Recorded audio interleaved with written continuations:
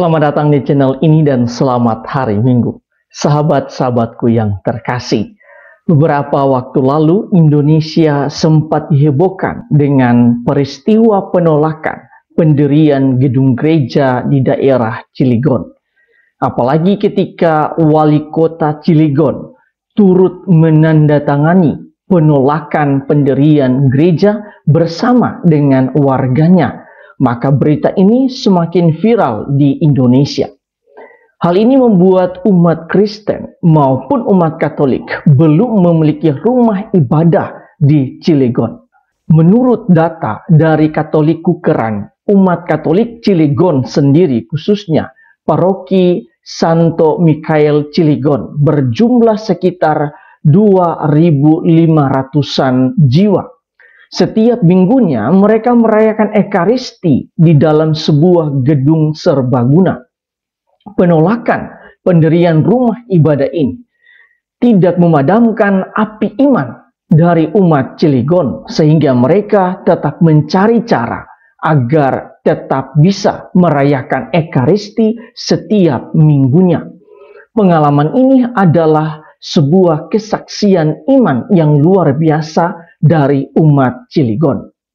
Di dalam bacaan yang kedua hari ini, Santo Paulus mengajarkan, sebab Allah memberikan kita bukan roh ketakutan, melainkan roh yang membangkitkan kekuatan, kasih dan ketertiban.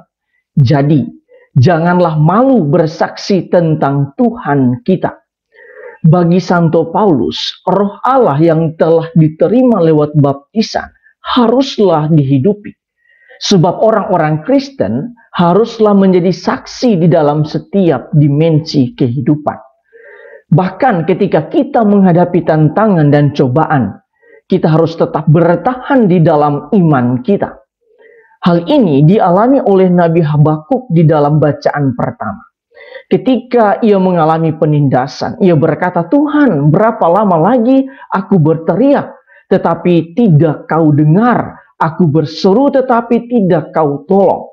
Tuhan menjawab, "Bila pemenuhannya tertunda, nantikanlah.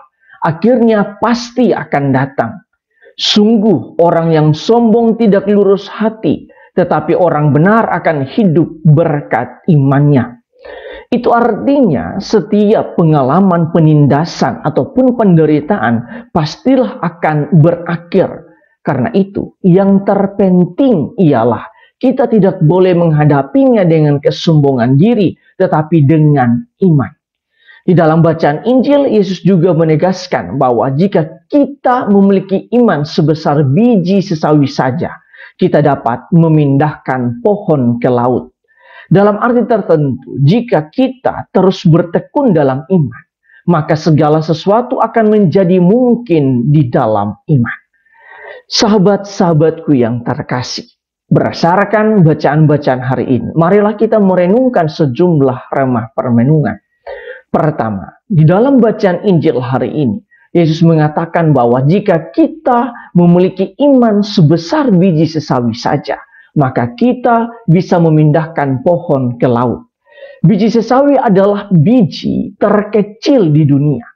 Maka dengan sabdanya ini, Yesus hendak menekankan bahwa walaupun iman itu sebesar biji sesawi saja, kita akan dimampukan untuk melakukan sesuatu yang besar, bahkan luar biasa.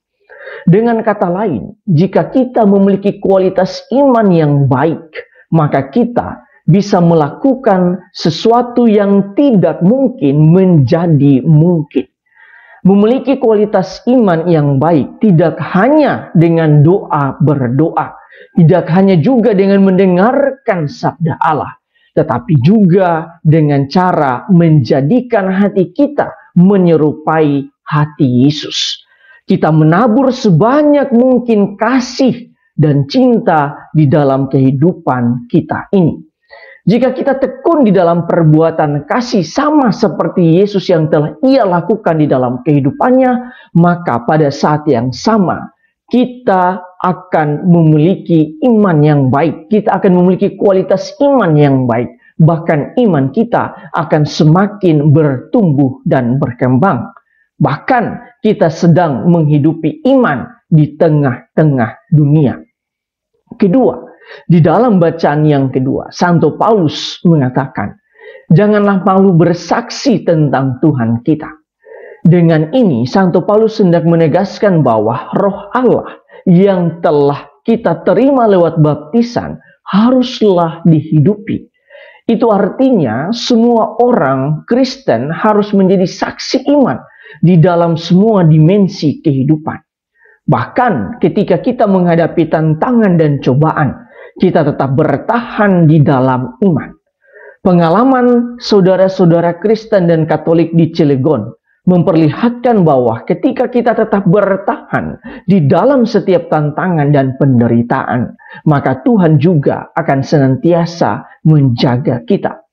Karena itu, yang terpenting di dalam setiap penderitaan dan pencobaan kita ialah kita harus tetap berusaha untuk bertahan dan kuat dengan iman kita. Karena dengan cara demikianlah, maka iman kita akan semakin bertumbuh, semakin berkembang, dan bahkan iman kita menjadi sungguh-sungguh militan. Tuhan memberkati kita semua.